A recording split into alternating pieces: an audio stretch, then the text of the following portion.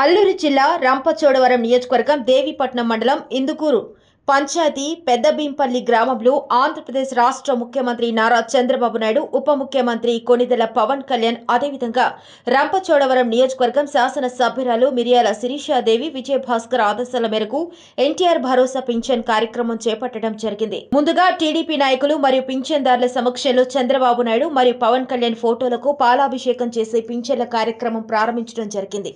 2000 చేతం జరిగింది, 1000 చేతం జరిగింది, 1000 రేటే 2000 చేశారు తెలుగుదేశం ప్రభుత్వంలోని.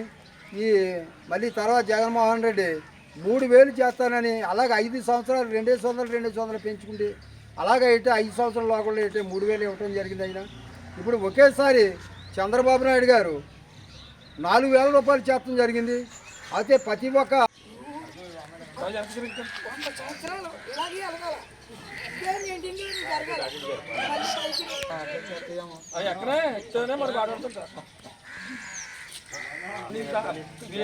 చంద్రబాబు నాయుడు గారు మీరు 100 సంవత్సరాలు మీరే ఈ పదవిలో ఉండాలి.